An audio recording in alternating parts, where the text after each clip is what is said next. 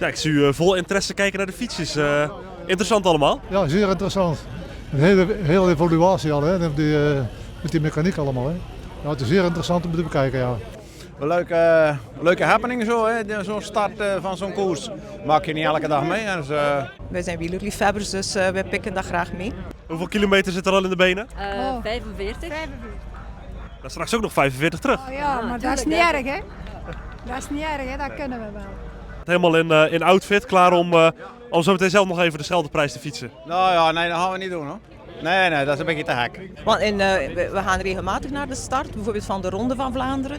Maar dat kan je nooit zo dichtbij. En hier is het wel uniek dat we zo tussen de bussen kunnen lopen en de renners van heel dichtbij kunnen zien. Ja. Je ziet dus de voorgeschiedenis voor de koersstelling, hè?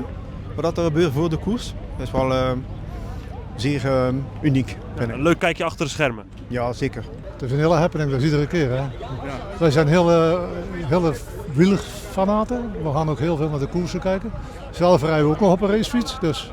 Ja, het is niet dat u meegetrokken wordt. Nee hoor, nee, ik ben van mezelf begonnen. Het is ogen uitkijken zo tijdens hier een wandeling. Ja, zeker. Echt smullen. Smullen. Ja. Smullen zegt u? En zelfs nog fanatieker als ik soms. Ja? Ja, absoluut. Dat is wel mooi, hè? Ja. Kijken jullie dan ook nog uit naar bepaalde renners vandaag of bepaalde teams? Ah ja, de renners van bij ons zeker, hè? Ja. Merlier. En die hebben we nog. Jasper Philipsen. Jasper Philipsen is het. Ook wel.